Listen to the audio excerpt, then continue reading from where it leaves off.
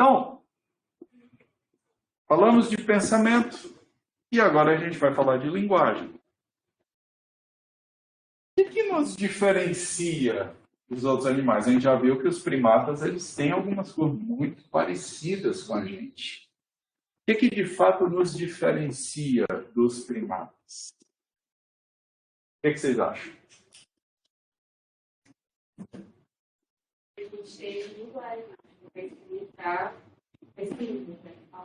Legal, a gente tem linguagem. Alguém diria alguma outra coisa?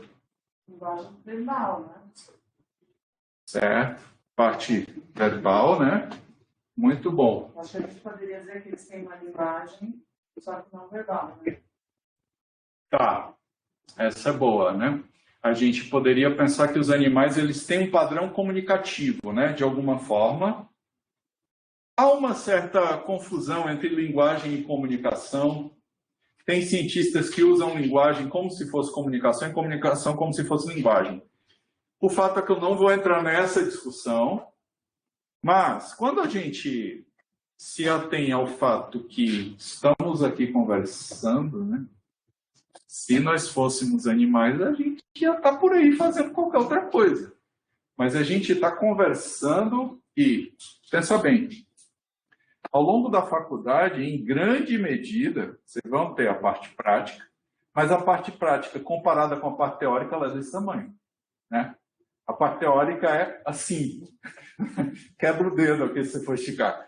Ela é muito grande, muito maior. E o que é que você tem na parte teórica, eminentemente? Conversas, falas, comportamento verbal, linguagem, né? A linguagem, ela nos diferencia dos animais? Sim. Uma outra coisa que nos diferencia dos animais e que eu acredito que esteja diretamente atrelada à linguagem é a cooperação. Nós somos animais cooperativos. Daniel, as formigas são mais cooperativas do que nós. Sim e não. A questão é que elas são cooperativas porque elas nasceram sendo cooperativas. Grande parte do comportamento delas é geneticamente determinado. O nosso comportamento ele não é 100% ou próximo disso geneticamente determinado. Grande parte vai da nossa experiência de interação com o meio, e aqui envolvendo a interação com outros seres humanos, e também na forma como nós nos colocamos perante essa comunidade. Você, teoricamente, toma decisões e você escolhe estar nos lugares fazendo as coisas. Por exemplo, teoricamente, eu acredito que todos vocês aqui escolheram estar aqui hoje, nesse horário, sentados nessas carteiras, ouvindo essa aula. Foi uma escolha deliberada. Claro que você tem variáveis que, de alguma forma, controlam as suas tomadas de decisões. Sim, isso é óbvio. A outra questão é que, se a cooperação ela é tão importante assim, e quando que a gente observa isso? Se você observa crianças pequenas, crianças com 2, 3 anos de idade, elas têm um padrão um pouco mais o quê? Egoísta. Que é natural da idade que elas se encontram no seu desenvolvimento. Se você pega crianças de 4 ou 5 anos, você já tem um padrão de crianças que entendem que o dividir com o outro é importante. Tem alguns experimentos que eles já demonstraram que crianças de 2, 3 anos, quando elas ganham, digamos, uma balinha ou alguma coisa assim, né? E elas estão fazendo o experimento junto com outro colega e elas precisam desenvolver uma atividade que vai dar a elas um retorno. Eles vão ganhar ali, talvez, balinhas, chicletes, algumas coisas assim. Eles verificaram que crianças muito novinhas, 2, 3 anos de idade, elas geralmente fazem o trabalho ali, mais ou menos juntas, mas elas estão muito focadas no delas. E se elas receberam, digamos, se uma criança recebeu 5 chocolates e a outra recebeu 1, a que tem 5, sai para o lado dela e come os chocolates dela, ou entrega para a mãe. Mas ela não compartilha. Quando a criança está mais velha, com 4, 5 anos de idade, e ela olha aquela ganhou mais, ela ganhou mais do que a outra, ela já tem a iniciativa em muitas situações de pegar um pouco dela e dar para o outro. Ela percebeu que o outro está com menos do que ela, certo? Em linhas gerais, os animais geralmente não fazem isso aqui. Daniel, mas eu já vi no National Geographic uma cena dessa acontecer e eu até chorei quando eu assisti. Tá, mas é raro. Não é o padrão, tá? Não é o padrão. O padrão que se espera geralmente de uma criança nessa faixa etária é justamente esse aqui. Que ela seja capaz de ter essa, suponhamos, empatia. A gente poderia usar essa palavra com o outro. A linguagem nos possibilita isso, sim. Ela nos torna diferente efetivamente dos animais. Em muitos aspectos, nós parecemos com os animais. Somos vertebrados, não somos quadrúpedes, mas somos bípedes.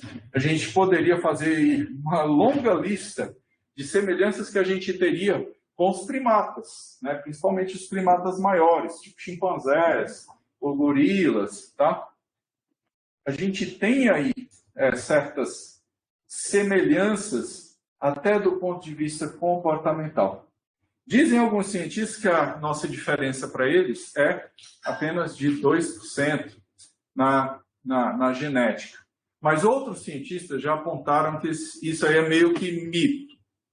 Não é verdade que são apenas 2%, até porque esses 98% eles não são precisamente iguais. A gente tem genes que têm sequências diferentes, podem ser mais longos ou mais curtos, tá? Do que aqueles observados.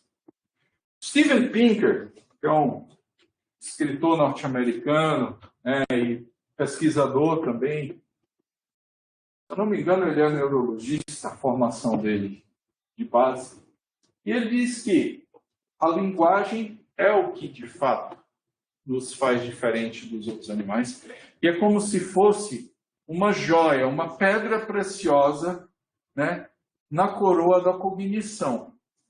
Se a cognição nos faz, de alguma forma, superior aos outros animais, é porque, em alguma medida, essa cognição, ela transita com essa linguagem. Não faria muito sentido eu falar em cognição separadamente de linguagem. Um animalzinho, ele toma decisões? Sim. Um animalzinho, ele decide por um caminho ou por outro? Sim. Mas grande parte do suposto raciocínio de um animal, ele está ligado a certas experiências anteriores dele. E só. E só. Onde que os animaizinhos pensam e falam? Nos cartoons. E só lá. Tá? Na vida real, eles têm padrões comunicativos que são muito diferentes e que extrapolam, muitas vezes, aquelas ideias, né, às vezes, preconcebidas que a gente tem sobre os animais. Os animais são inteligentes, é verdade. Os que a gente tem mais próximos, cachorrinhos e gatinhos, ou papagaios, são extremamente espertos. Mas, por mais que você ache que você possa desenvolver algum padrão de linguagem com eles, a gente vai estar sempre trabalhando aqui em termos de condicionamento operante. Você não vai, de fato, desenvolver um padrão de linguagem com o seu animalzinho. Então, palavras faladas, escritas ou sinalizadas e as formas como nós as combinamos, elas comunicam significado e é isso aí que significa linguagem. E quando a gente fala em linguagem, a gente também não está falando especificamente de fala, porque você tem pessoas que se comunicam através de linguagem de sinais. E elas também estão utilizando a linguagem. Se a gente fizesse, né, um scan, um PET scan aí do cérebro dessas pessoas que estão se comunicando com linguagem de sinais, a gente veria que as áreas responsáveis pela linguagem estariam sendo ativadas, bem como outras áreas também. Tendo em vista que essas línguas, elas são línguas visoespaciais.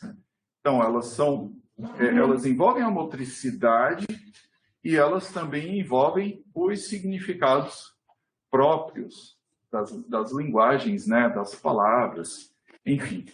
Sem a linguagem, provavelmente não teríamos os mesmos níveis de cognição, e você pode pensar também do ponto de vista de adaptação.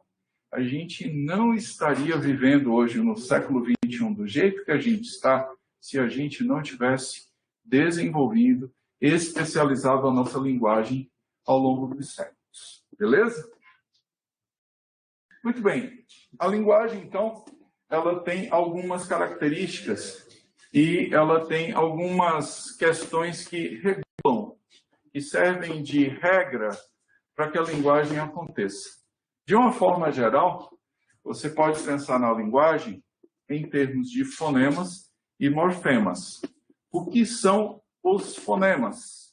Os fonemas são uma unidade de sons.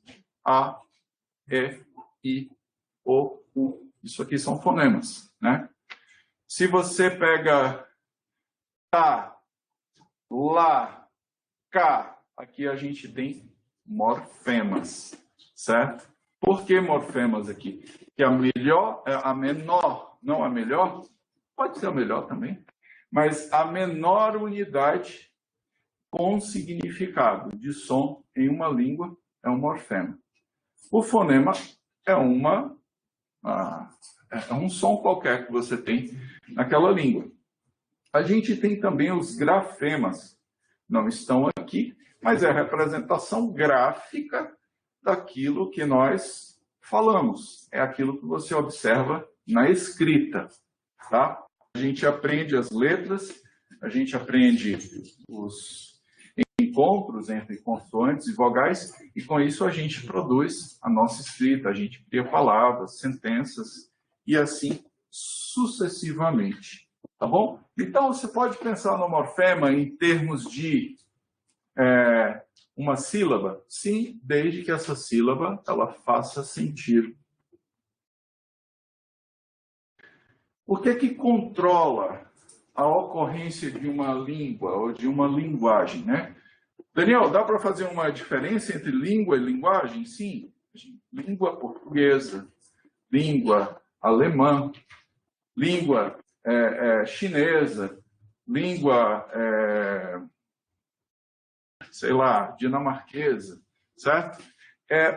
A gente tem línguas. Línguas são sistemas fechados, né? Dentro desses sistemas fechados, cada conjunto de pessoas, cada grupo cultural vai se utilizar de línguas específicas, idiomas específicos, tá? Linguagem é a capacidade de comunicar-se, é a capacidade de compreender também o que o outro está nos comunicando de alguma forma. Então, linguagem é um termo um pouco mais amplo aqui. A linguagem, então, ela é regulada ou controlada pela gramática, pela semântica e pela sintaxe ou sintaxe, como alguns chamam, tá? Nesse caso, a gramática ela vai servir para quê, pessoal? Gramática, geralmente, para nós, é só um livro grosso, grande e chato, cheio de regrinhas lá e de exceções, né? Sempre tem a exceção da regra. E isso aqui cai no concurso e pega os candidatos, né? Qual que é a exceção da regra? Por que essa palavra é acentuada? Por que aquela não é? E etc. Tá? Mas a gramática, apesar dessa função um tanto quanto chata dela, ela é quem organiza a lógica da língua. Toda língua tem uma estrutura.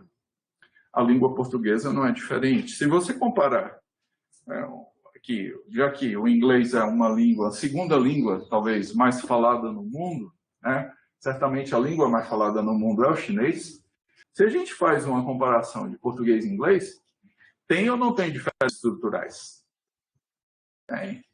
Né? A gente fala em inglês, por exemplo, nice watch, né? Relógio bacana, né?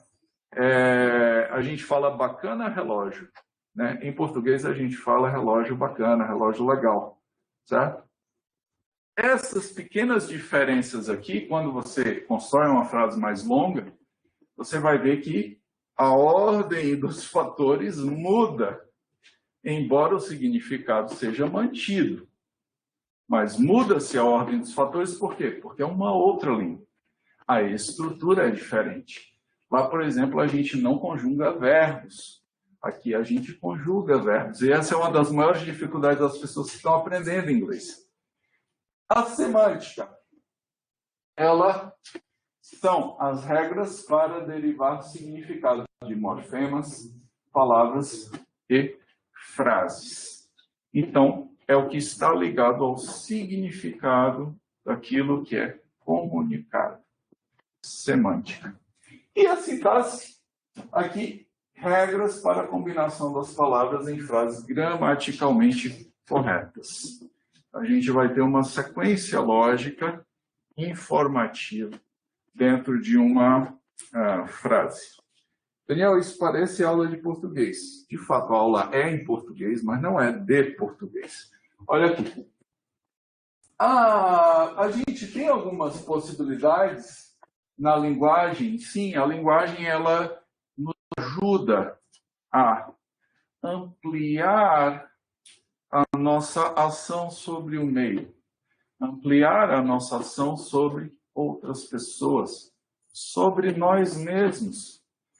Eu estava vendo essa semana uma foto de uma nebulosa que foi tirada lá por um desses satélites aí maravilhosos que foram lançados anos atrás.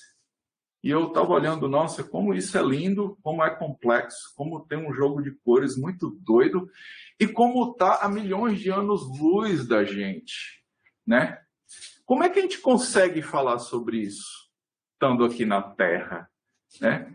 A gente fala de uma nebulosa como se fosse assim, algo que a gente já tivesse visto e experienciado, mas a gente só vê algo muito distante, bonito, estranho, né? Parece assim uma estrela meio com gases, né? E coloridos e tal, mas a gente fala com toda uma propriedade, como se a gente conhecesse muito a nebulosa. Na realidade, a gente está muito longe.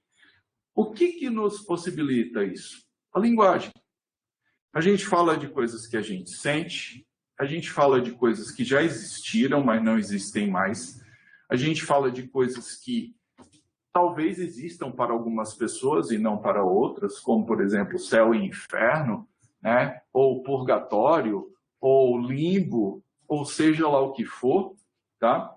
A gente fala de dimensões paralelas, né? A gente fala de mundo espiritual, a gente fala de horóscopo, né? A gente fala de um monte de coisas que a gente não tem muito bem como entrar em contato com essas coisas, mas a linguagem nos possibilita pensar sobre algo.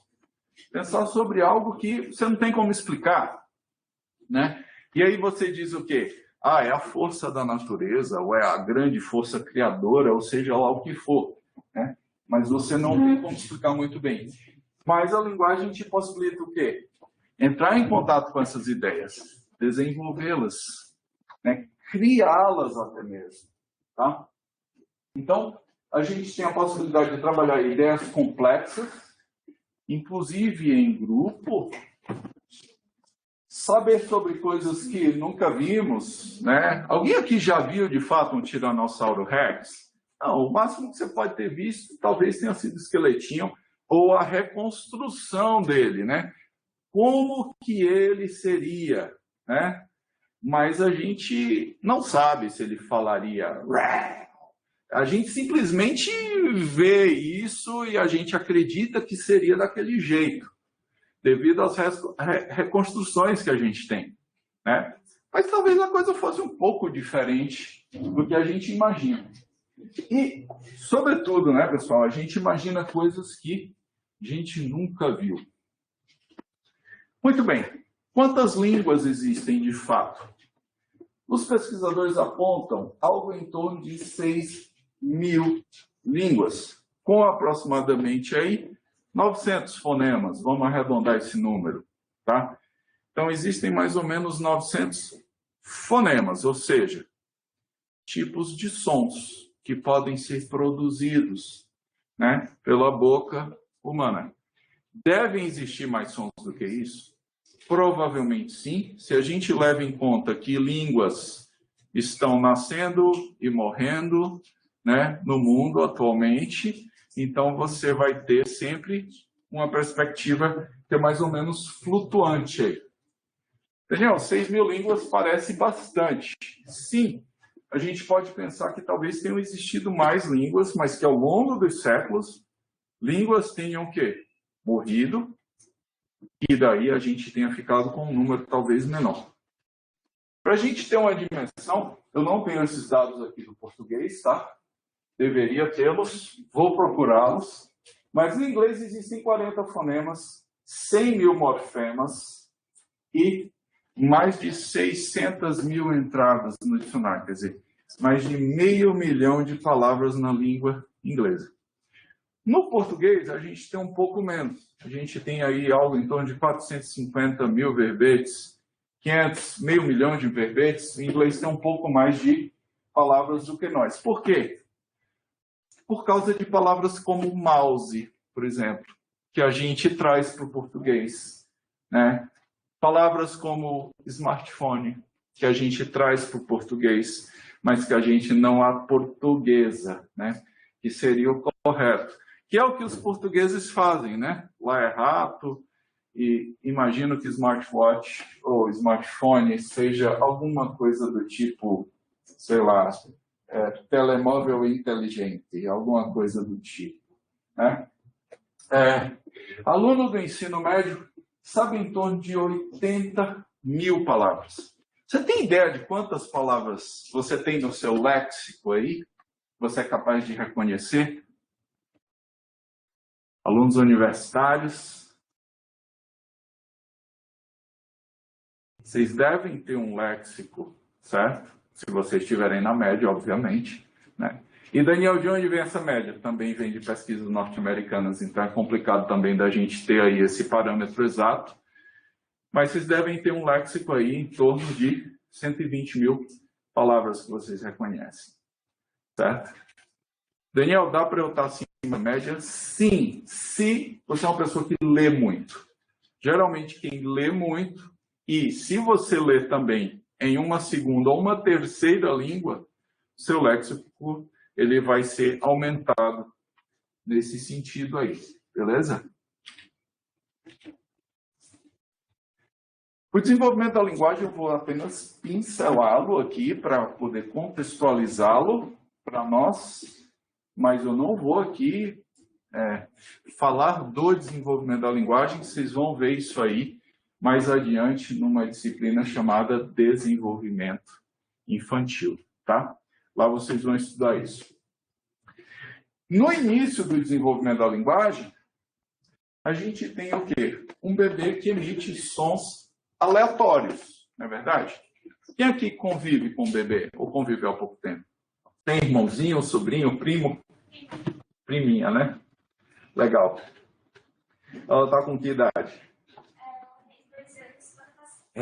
Ela já está se comunicando bem? Bem, né? E você? Ele acabou de fazer 8 meses. 8 meses. Um bebezinho, né?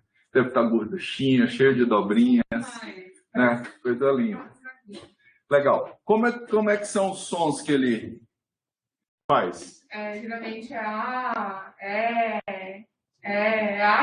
o áudio. Ele chega a emitir alguma coisa parecida com uma palavra em algum momento? Ainda não. Ainda não. Normal. Tem nada de errado, certo? Legal. Com 2 anos, provavelmente a criança ela vai estar o quê? Falando pequenas frases. Tá? Quero, não quero, estou com fome, quer brincar, quero isso, quero aquilo. Ela já faz mais do que isso, né? Eu imagino, as meninas se desenvolvem mais rapidamente do que os meninos na fala, certo, pessoal? Isso aqui é em média. Mulheres falam mais e se desenvolvem mais rapidamente na fala, certo? Os garotos geralmente são mais calados, têm um desenvolvimento da fala um pouco inferior ao desenvolvimento das meninas. Não que eles vão ficar mais burrinhos, tem nada disso, mas eles se desenvolvem um pouco mais lentamente no que diz respeito à linguagem. Daniel, o que é que explica isso aí? Bom, tem a ver com a forma como os cérebros estão estruturados, tá? Eu não tenho aqui maiores detalhes para poder discutir esse dado com vocês nesse momento, mas é um dado que é observado amplamente no desenvolvimento. Tal qual aquele dado que não tem a ver com linguagem, mas que quando chega na puberdade, as meninas têm o estirão antes dos meninos, né? Então, quando eles estão ali naquela fase de 11 anos de idade, mais ou menos, as meninas crescem, né? Começam a criar seio e tal, e os meninos ainda estão tudo magrinhos, pequenininhos, né? E depois que eles vão ter o estirão deles, é aí que as coisas vão se equilibrando mais adiante, tá?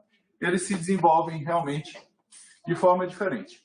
Então, a criança começa balbuciando.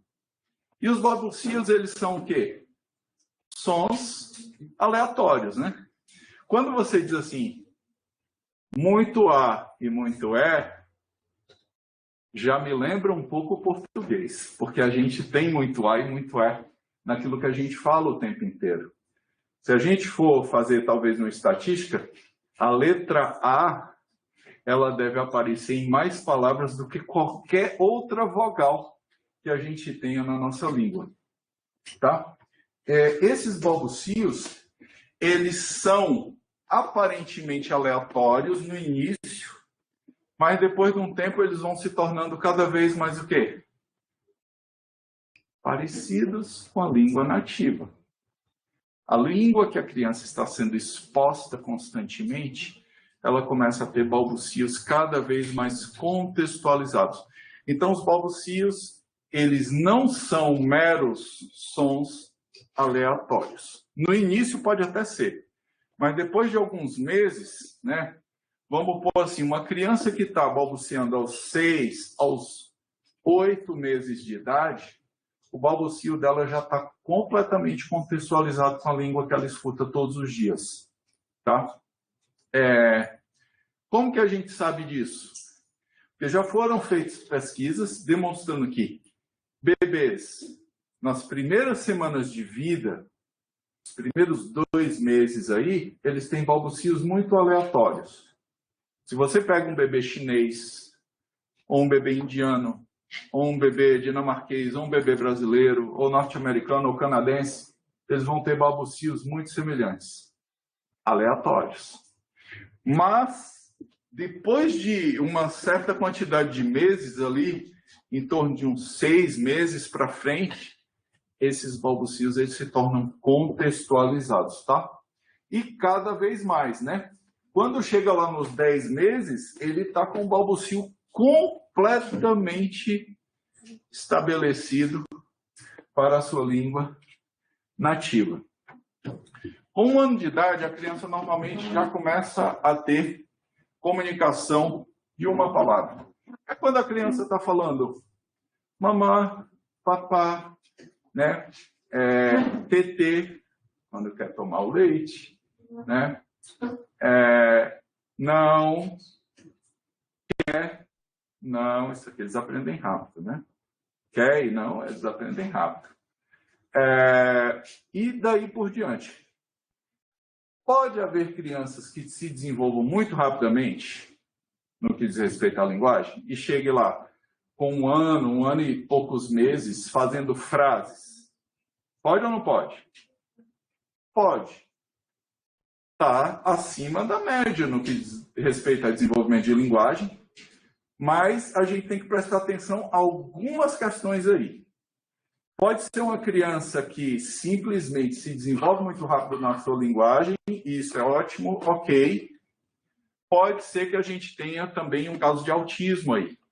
Alguns autistas de alto funcionamento ou de alto rendimento, eles desenvolvem a linguagem muito rapidamente. Então, tem crianças com 3, 4 anos de idade que elas aprendem a ler sozinhas, por exemplo. Tá? Como é que os pais descobrem? Um belo dia, a criança pega uma folha de jornal e começa a ler. Ela não sabe o que ela está lendo, mas ela lê. ela decodifica e ela começa a ler, sozinha, sem nunca ter ido para a escola. Tá, Daniel? Essa criança é um gênio, é um Einstein. Aí que mora o perigo da gente pensar somente dessa forma.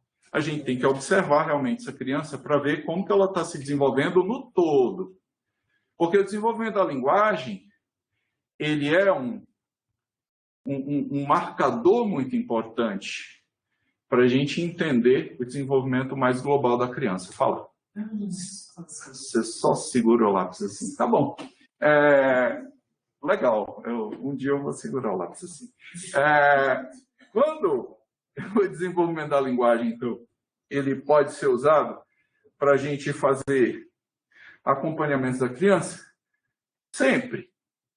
Se, por exemplo, um dos marcadores é quando a criança com 6 meses de idade, ela ouve o nome dela, ela já é capaz de se virar para o som que ela está ouvindo, e se for o nome dela, com 1 ano de idade ela faz isso, com 1 ano e meio de idade ela faz isso.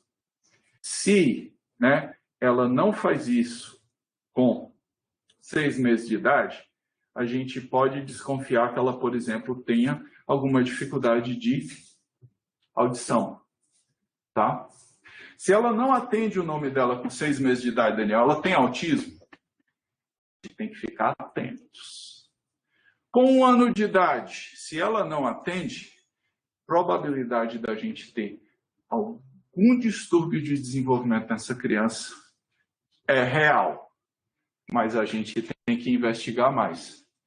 Com 1 ano e meio, se ela não atende a quando você chama o nome dela, das duas, uma. Ou ela, de fato, tem uma dificuldade importante de audição, ou ela pode ter algum grau de autismo. E aí, isso aí tem que ser investigado, tá certo? Daniel, é difícil ter filhos? Sim, é muito difícil. Imaginem vocês que, na época que eu estava fazendo mestrado, estudando todos os erros genéticos possíveis que pudessem ocorrer com uma criança, minha mulher estava grávida em casa. E aí, quando eu voltava da aula, eu voltava destruído. E eu ficava pensando assim, meu Deus, tanta possibilidade da coisa dar errada. Eu ficava desesperado, eu ia dormir pensativo, né? E eu me lembro que no começo da gravidez a gente fazia 1001 planos, a gente pensava num monte de coisas, e no final da gravidez eu estava só, eu quero que nasça vivo, né? Eu quero que venha com 2 pernas, 2 braços, uma cabeça e falando, pronto, tá ótimo. Não, falando aí já seria um problema, né? Mas eu só queria que viesse inteirinho, né? Que não viesse faltando nada, vamos dizer assim. As expectativas baixaram para eu quero um ser vivo, né? que seja capaz de se desenvolver. Então, essa comunicação ela vai gradativamente se desenvolvendo. Isso tem a ver com o ambiente da criança. Ambientes empobrecidos vão provavelmente gerar uma criança que vai ter ou uma dificuldade de linguagem, ou uma linguagem que vai se desenvolver mais lentamente. Daniel, defina ambiente empobrecido. Um ambiente onde não há pessoas que conversam com a criança. Tá? Uma mãe, um cuidador, um pai, que está ali com o bebê, né? Isso está se tornando a situação cada vez mais comum, né? Homens cuidando dos bebês, às vezes até enquanto as mulheres estão trabalhando, né? A situação se inverteu. Eles só não param porque não dá mais, né? Ainda não dá, né? Pode ser que no futuro, né? Quem sabe, né? Faça um implante lá no ovário no homem e aí nasça lá uma criança. Aí a gente pensa o seguinte: nessas situações, se a pessoa que cuida da criança, por exemplo, é uma pessoa calada, não interage, né? O bebê sorri, o bebê se mexe, a pessoa não conversa com a criança. Daniel, mas a criança não responde, mas ela ouve. Quanto mais uma criança ouve a língua nativa dela, mais rapidamente ela vai se desenvolver. Ah, Daniel, então é só pôr uma TV ou um tablet falando com ela. Não é a mesma coisa. Deixa eu perguntar para vocês. A aula online é a mesma coisa da aula presencial?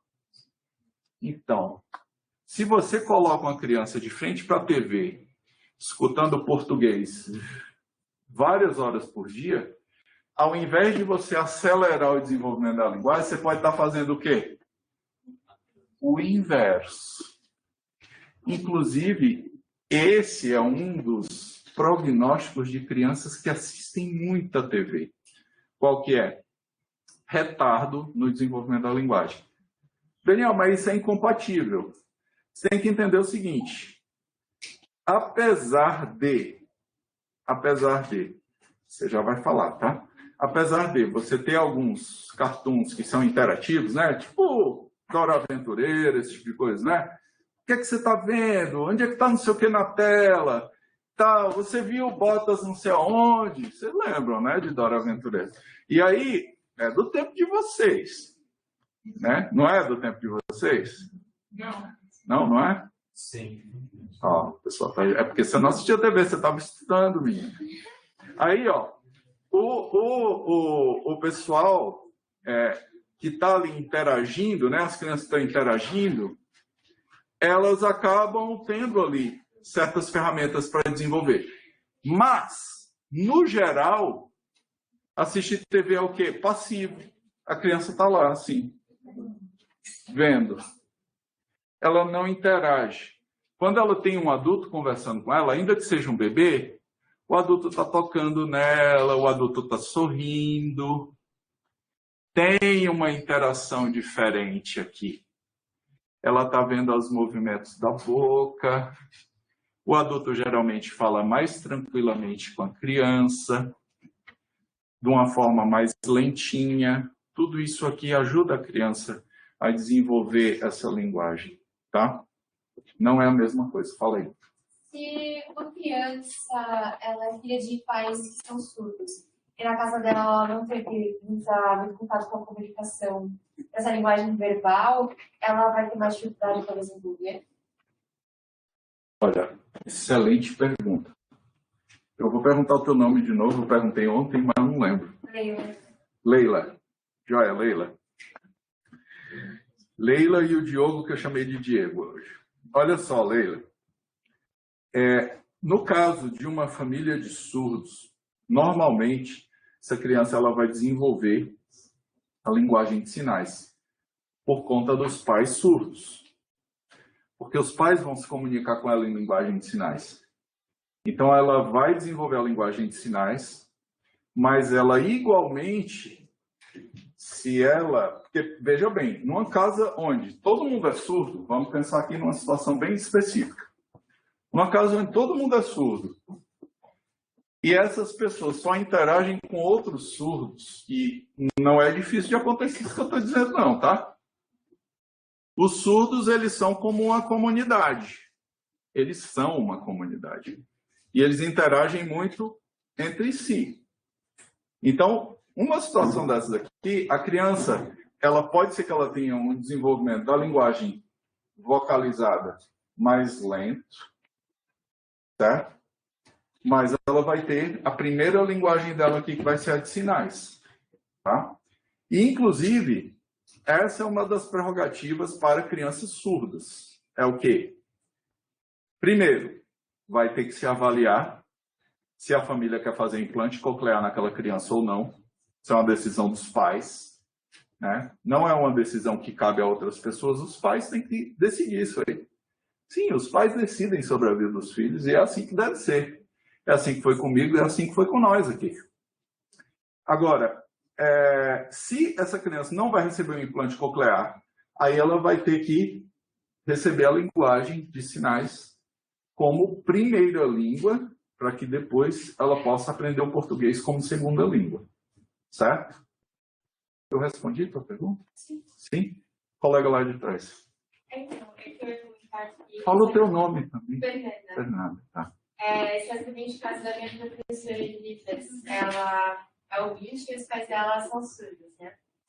E aí ela foi criada também, tipo, a primeira língua dela foi língua de sinais.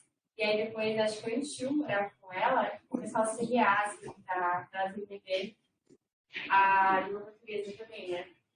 E aí depois, tipo, também na escola, foi bem depois, assim, eu acho que foi bem depois desses estágios que você colocou. Normalmente, A maioria dos surdos, até onde eu me lembro, eu trabalhei na Secretaria de Educação um tempo, então eu sei um pouquinho disso aí. A maioria dos surdos, eles defendem a primeira parte do ensino fundamental só com surdos e uma transição com intérprete de Libras e tal para a criança continuar depois num ambiente inclusivo, vamos dizer assim, né? Numa escola comum, tendo ali um auxílio de um intérprete de Libras o tempo todo, né? Esse tipo de coisa. Na real, como é que é? Alguns surdos vão para escolas de surdos, né? E desenvolvem bem a língua de sinais, mas às vezes não aprendem muito bem o português. E quando eu digo português aqui, eu estou falando português escrito e lido. Eu não estou falando português falado. Português falado é o surdo oralizado. Surdo oralizado é aquele que é capaz de comunicação oral. Essa comunicação oral ela é trabalhosa, leva tempo. E como no passado ela foi associada a punições físicas, né? O surdo que dava trabalho para aprender lá na instituição, tinha lá as palmatórias, né? Aquelas coisas lá, os professores batiam. Então, como ficou associado a isso aqui, se tornou uma coisa, digamos assim, ruim. E tem aquela questão política comunitária, né? Assim, se você quer falar é porque você não quer ser um de nós, mais ou menos assim. Então, os surdos não veem a oralização como uma coisa positiva, como uma coisa desejável ou boa. Do mesmo jeito que eles não gostam de implante coclear, tá? Isso enquanto comunidade, né, pessoal? E após os 24 meses é justamente quando a criança desenvolve plenamente suas capacidades comunicativas, né? Com alguns erros, sim, mas, no geral, ela vai se comunicar de forma muito clara e muito bem. Como eu disse, tem crianças que têm um padrão de linguagem assim, absurdamente rápido. Então, eu lembro, quando a minha filha tinha 1 ano e meio, e a gente entendia algumas coisas que ela falava pouquinho, né? E aí, chegou um amiguinho dela na pracinha para brincar com ela e disse: "Ai, bom dia, amiguinha", com 1 ano e meio de idade. Eu pensei assim, what the hell? Entendeu? O que é que há de errado com essa criança? Né? Só faltava ele estar com um livro assim, debaixo do braço, Einstein, alguma coisa assim, né? Sabe, eu fiquei assim impressionado. Então, como que a gente aprende, de fato, uma linguagem? A gente pode pensar em termos de condicionamento operante, a gente pode pensar também dentro de uma perspectiva chomskiana, né? Se por um lado a gente pode falar em Skinner, por outro lado a gente pode falar em Chomsky. Daniel, e do ponto de vista neurológico? Sim, a gente vai fazer novas sinapses, a gente vai criando novos repertórios a partir das estimulações cerebrais que a gente vai tendo nas áreas responsáveis pela produção da linguagem, né? Wernicke, Broca, e a gente vê que essas duas perspectivas, elas são meio que autoexcludentes. Se você pensa que todo mundo tem uma certa capacidade inata para a aprendizagem de linguagem, é como se você estivesse ignorando um pouco o papel do ambiente nesse processo. Porque o que é inato é aquilo que você já nasceu com você, né? Então, o Chomsky, que é um crítico do Skinner, e o Skinner também não gosta do Chomsky, vamos ter que entender isso aqui. Quem é o Chomsky? É um linguista, né? É um linguista, estudioso de linguagens. Quem é o Skinner? Psicólogo comportamental de laboratório, né? A gente tem que entender que o Skinner, ele nunca foi um terapeuta, certo? Se ele foi, ele deve ter sido mais para frente na carreira dele, mas ele era um psicólogo de ratos dentro de um laboratório e de pombos também. Então, a gente tem que entender que ele desenvolveu a teoria dele estudando muito bem naqueles organismos mais simples como que certos processos poderiam se desenvolver em pessoas. E o Chomsky, ele foi um linguista. Eu acho que ele ainda está vivo. E aí ele acreditava que todas essas línguas, elas tinham blocos de construção gramatical. Quem tinha levantado aqui a mão para... Ok, gente. Isso tem a ver com a ideia de que crianças até mais ou menos 2 anos têm mais facilidade, a partir de 2 anos, têm mais facilidade de aprender outras línguas? Sim. Você está falando aí das janelas de desenvolvimento de habilidades linguísticas, né? Se eu não me engano, na criança a gente tem uma janela aí que vai de 3 aos 7 anos de idade. Nessa janela aqui, a criança está com uma capacidade para aprendizagem de linguagem que é fora de série. Então, se você trabalha uma segunda língua, por exemplo, com a criança, dentro dessa fase aqui, a probabilidade dela virar uma bilíngue muito habilidosa é muito alta, certo? Que é o que se faz no Canadá, por exemplo. Tá? No Canadá, todas as crianças lá, independentemente delas morarem numa cidade onde se fala francês ou numa cidade onde se fala inglês, independentemente disso aqui, ela aprende as 2 línguas. Tá? E qual é o resultado disso? Crianças confusas, esquizoides, divididas, perturbadas? Não. A gente tem um dos melhores sistemas educacionais do mundo, tá? Que é o canadense. E por quê? Claro que não é só pelo fato de elas aprenderem 2 línguas, o sistema em si é muito bom, mas isso aqui, eles já fizeram estudos correlacionais mostrando que crianças que têm acesso a um ensino bilíngue, elas acabam tendo melhores resultados acadêmicos num contexto mais geral, certo? Isso não significa que porque a gente não teve o ensino bilíngue a gente é burrinho, tá, pessoal? Mas é um estudo correlacional. Então, ele mostra o quê? Uma correlação. Mas entendam, correlações não são explicações causais, são correlações. Tá? É como eu dizer, por exemplo, tem essa pesquisa, não é mentira, que homens que lavam os pratos são mais felizes do que homens que não lavam os pratos. E no casamento, tá? Tem esse parênteses aqui. Qual que é a relação? Não sei, não vou entrar nesse mérito. Mas o Skinner ele apresenta uma forma de comportamento que seria a aprendizagem por condicionamento. E aí você pode aprender por associação, imitação e por reforçamento positivo. Tudo isso aqui acontece na realidade. A criança imita? Sim. A criança associa? Sim. A criança é reforçada positivamente? Sim.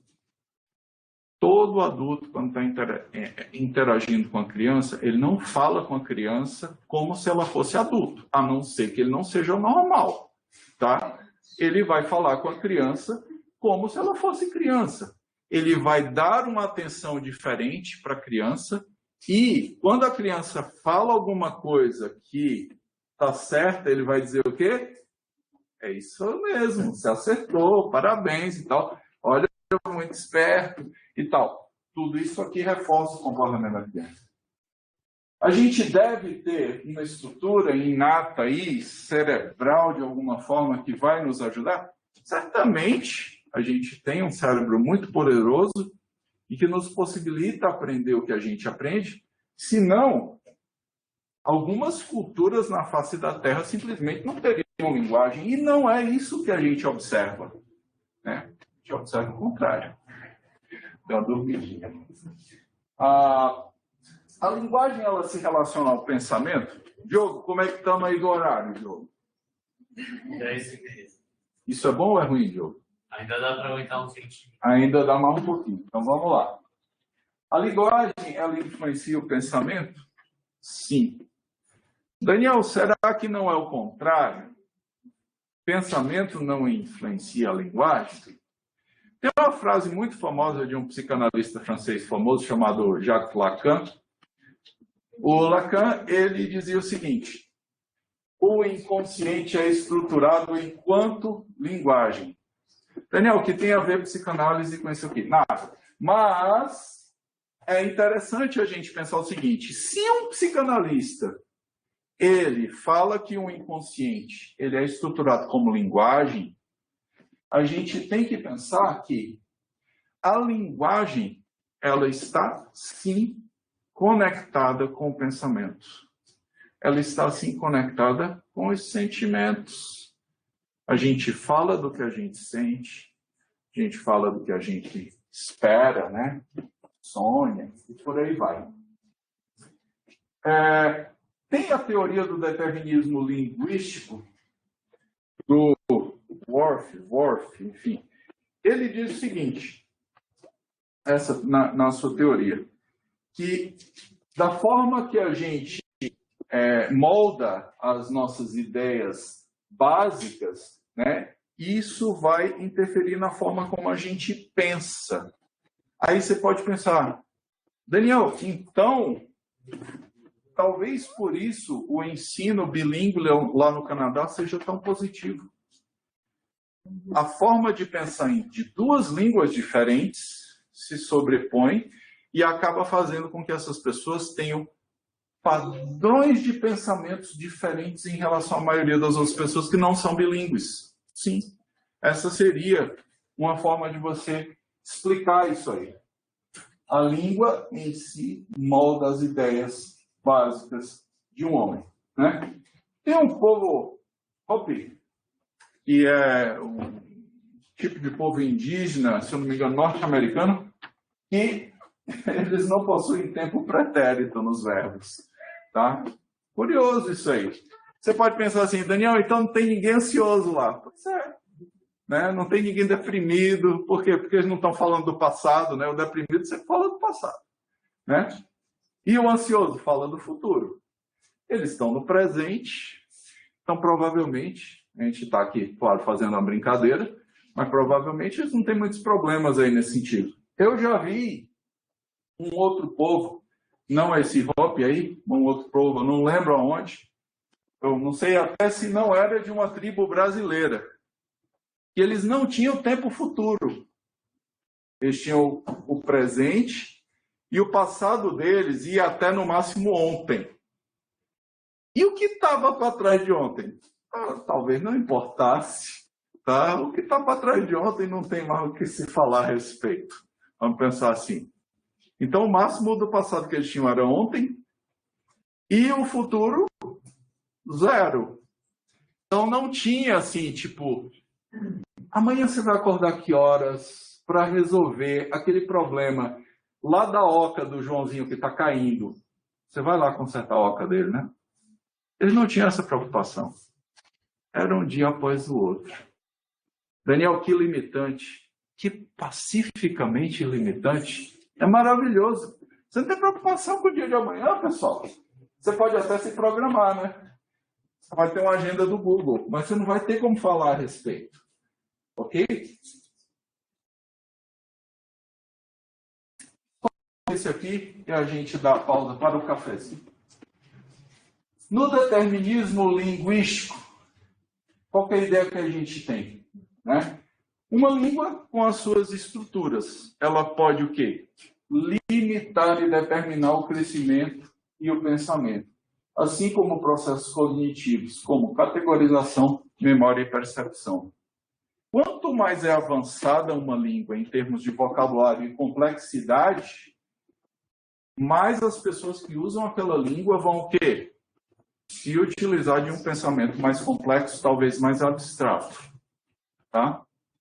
Se a gente tem uma língua, vamos supor que fôssemos aqui uma tribo e a nossa língua tivesse muitos vocabulários de coisas concretas e pouquíssimos ou nenhum vocabulário de coisas abstratas, a gente ia ter um raciocínio extremamente concreto.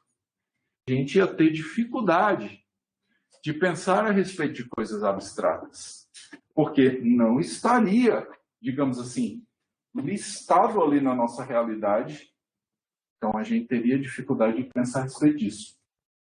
Pessoas que falam línguas nativas diferentes apresentariam, portanto, processos cognitivos diferentes. Entendeu? Então faz todo sentido eu dizer que um alemão ele é assertivo e ele é objetivo, e um italiano ele é muito expansivo, ele fala alto, mas ele não necessariamente é objetivo como o alemão. Isso aqui a gente fala em termos gerais. Por quê? Porque a cultura alemã é diferente da cultura italiana, que é diferente da brasileira, que é diferente da chinesa, e assim sucessivamente. Mas eu não tenho como generalizar isso de forma satisfatoriamente e comprovada de que as coisas realmente funcionam desse jeito. Uma coisa é certa: cada cultura tem uma forma de pensar diferente. Beleza? O que as pessoas às vezes falam que brasileiro é assim, brasileiro é assado e tal? Essas generalizações aqui, elas podem ocorrer em alguns contextos, mas é a mesma coisa dizer que japonês é sempre muito inteligente e sabe matemática pra caramba, porque o brinquedo que ele tinha quando criança era um soroban. Entendeu? Não dá pra gente generalizar isso aqui, né? Fica complicado essas generalizações. Mas, se você pensa em termos culturais, japoneses são mais calados, sim ou não? Em termos culturais, sim, são mais calados. Alemães são mais focados e mais pragmáticos em relação às coisas? Sim, porque a língua e a cultura deles os remetem àquilo ali. Não significa que um japonês não vai rir de uma piada, não significa que um alemão ele não vai falar alto em algum momento, certo? São apenas questões ligadas à língua e à cultura. Mas esse tipo de generalização coloquial e corriqueira é sempre o quê? Perigosa, né? Porque se a gente faz essa generalização, a gente está partindo do pressuposto de que a superfície do que é observado é a verdade. E nem sempre é o caso. Pessoas experienciam um modo de acordo com a estrutura da língua que usam habitualmente. Quanto mais complexa a língua, maiores probabilidades do pensamento ser mais complexo. Quanto mais simples a língua, maiores probabilidades do pensamento ser mais simples. Deixa eu perguntar uma coisa. A gente, em psicologia social, tem os textos do Vygotsky, que ele fala que, na verdade, o pensamento é linguagem, né? Que não existe uma distinção. Então, é bem diferente dessa abordagem, né, que a gente está tendo agora. Você pode repetir a sua pergunta? Eu vou só aumentar aqui o som para todo mundo ouvir. Pode falar. Não, eu estou falando que em psicologia social, a gente está lendo Vygotsky, que fala que não existe uma distinção entre pensamento e linguagem, né? Que a linguagem é o pensamento é linguagem. Então, é uma abordagem bem diferente da que a gente está tendo agora, né? Sim. Vygotsky, russo, né? Foi um grande estudioso aí. Ele foi uma espécie de um neurocientista social, vamos pensar assim, né? Ele lá com o Luria, né? Eles fizeram grandes estudos aí nessa área. O Vygotsky, ele traz uma concepção muito única dele lá, né? Se você for ver outros teóricos como Vallon, como Piaget, eles vão pensar de uma forma diferente. O Vygotsky está certo ou está errado? Eu não vou entrar nesse mérito, e não é um critério de julgamento aqui na realidade. Eu simplesmente diria que eu gosto muito da teoria dele e eu gosto muito da relação que ele faz de pensamento e linguagem, porque é como você colocou aí. Um é sinônimo do outro. Só que a gente tem que olhar que o Vygotsky, ele pensava tudo de um contexto mais social, realmente. Então, era criança nas interações com outros coleguinhas dela ali. Isso aqui ia potencializar o pensamento dela e esse pensamento ele iria se refletir diretamente no desenvolvimento da linguagem daquela criança. E, para mim, isso faz todo sentido, certo?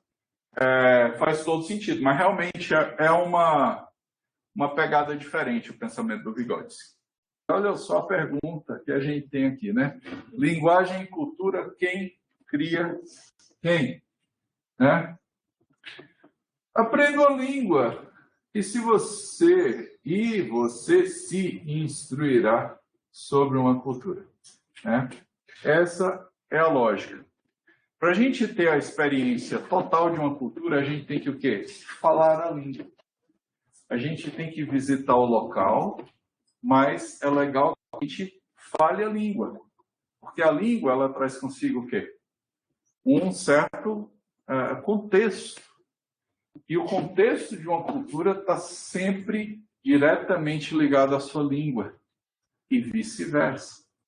Então é importante a gente ter essa informação para que a gente tenha a experiência total de uma cultura. Né?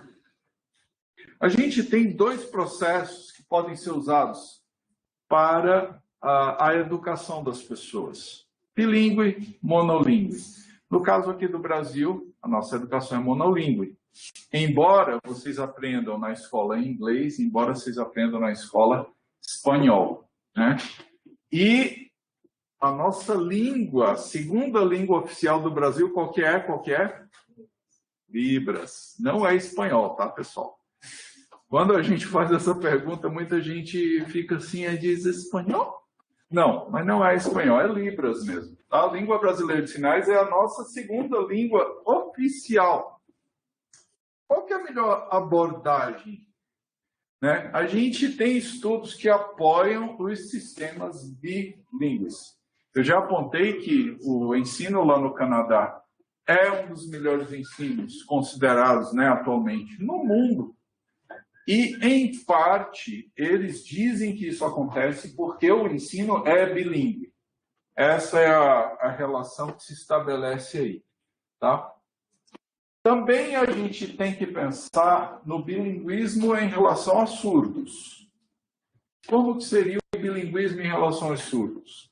Primeiro, a língua de sinais, como a língua nativa, a língua materna, e depois a língua portuguesa como segunda língua para essas pessoas.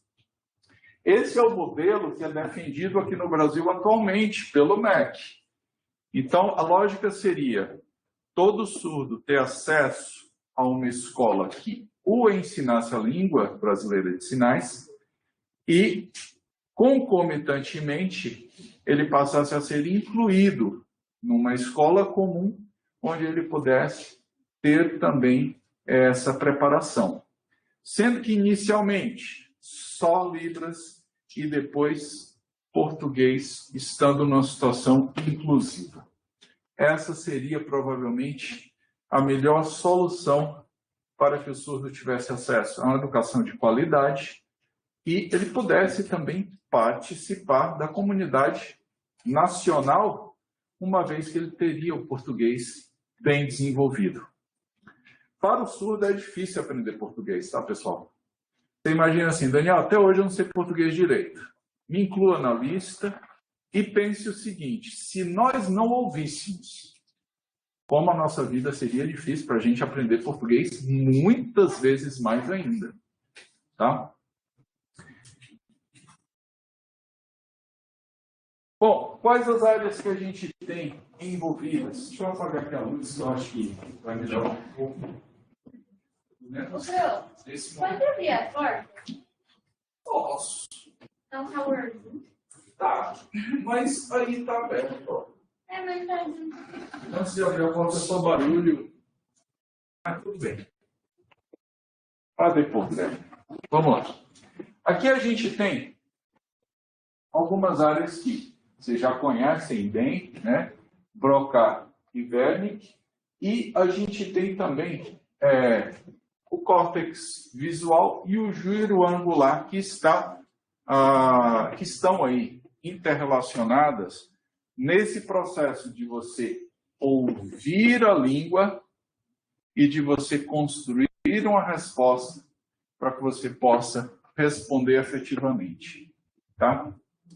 Então, quando você ouve Aí você vai ter o córtex visual, quando você está lendo, obviamente, né? Quando você lê palavras, você está olhando as palavras, você vai ter, então, a ativação do córtex visual, lá no lobo occipital. E se você estiver ouvindo, você vai ter ativações na região temporal, certo? Independentemente do caso aqui, e você também, quando você está ouvindo, você vai ter ativações na área de Wernicke, não somente nas áreas ligadas à audição, mas também na área de Wernicke, e possivelmente alguma pequena ativação na área de Broca também, certo?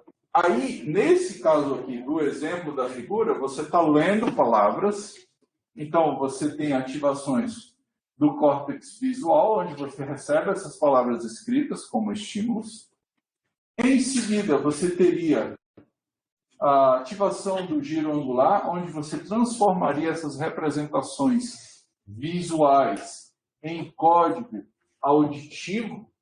E, logo em seguida, a área de Wernicke, onde você tem a interpretação, você tem a decodificação dessas palavras propriamente ditas. E, então, na área de Broca, você vai ter a construção motora da pronúncia dessas palavras. E aí você, efetivamente, ativa o seu aparelho fonoarticulador para que você pronuncie aquelas palavras e, concomitantemente, você tem a ativação do córtex motor para que você possa fazer isso aí. Na linguagem, então, vejam que a gente está tendo ativações ao longo de todo o cérebro, né? Embora a gente fale que a gente tenha um hemisfério mais, digamos assim, diretamente ligado à linguagem, isso não significa que outras regiões do cérebro não estejam sendo ativadas também. E, inclusive, a gente vê casos de pessoas que podem ter áreas da linguagem afetadas e que elas, depois de algum tempo, devido à plasticidade cerebral, elas conseguem recuperar ou grande parte das suas habilidades, ou até mesmo, em totalidade, as suas habilidades em pessoas que antes estavam afásicas, né? Não conseguiam falar com sentido. Então, temos aqui, como eu já falei, ao ouvir palavras, você tem aí córtex auditivo e área de Wernicke ativadas. Ao ver palavras, córtex visual e giro angular. Ao falar, né, área de Broca e córtex motor. Esse é um exemplo que a gente observa as áreas sendo ativadas. É um exame de PET, tá? Num adulto. E aqui você observa que... Deixa eu ver. Não. Pensei que tivesse aqui a referência. Isso aqui é retirado do próprio livro. Lá você tem ouvindo palavras. Então você vai ter claramente ali ativação na área de Wernicke e ativações do córtex auditivo, que estão na região temporal. Se você está vendo palavras, a maioria das ativações que a gente tem ali estão na região occipital, que é a região visual. Falando palavras, vocês vejam que a ativação no córtex motor ela está muito intensa, né? E você tem um pouco de ativação aqui também, numa região mais da área de Wernicke aí também, né? Um pouco de ativação aqui, e você tem muita ativação motora. E pensando sobre palavras, você tem aí ativações diversas, né? Mas, sobretudo, no córtex pré-frontal. Você está pensando, você está imaginando, você está supondo a existência de determinadas palavras. Então, a gente pensa com todo o cérebro quando a gente usa a linguagem, quando a gente estabelece conexões lógicas entre linguagem. A gente pode ter um pensamento sem linguagem? Sim, a gente poderia estabelecer uma certa lógica onde você pode ter um pensamento imagético. Você pensa em imagens e não necessariamente em linguagem. Bem verdade, grande parte do nosso pensamento, né, pessoal, é a gente tendo um diálogo consigo. Ou a gente pensando sobre coisas ou movimentos, ou situações e contextos, e em alguma medida a gente vai gerando certos julgamentos e a gente vai tendo uma conversa interna consigo. Não é incomum ver pessoas passando sozinhas na calçada, principalmente ao término de um dia de trabalho, às vezes dizendo assim, mas sabia que eu não podia ter falado isso. Porque se eu não tivesse falado isso, deu errado porque não era para eu ter falado isso, né? E aí é até engraçado isso aí, né? Você olha assim, nossa, que engraçado, a pessoa falando sozinha. A pessoa falando, pensando alto, né? Em outras palavras. Grande parte do nosso pensamento é a linguagem. Nem todo o nosso pensamento é linguagem, mas se você considera que imagens podem ser sinônimo de linguagem, aí talvez você pense dessa forma. Aqui, a gente pode ter um pensamento sem linguagem se ele ocorre através de imagens. Esse é um tipo de pensamento que é muito usado, por exemplo, por artistas, por esportistas de alto rendimento. Em que momento? Naquele momento que eles estão fazendo a concentração para as suas apresentações, ou para a sua corrida, né, para a sua atividade fim ali.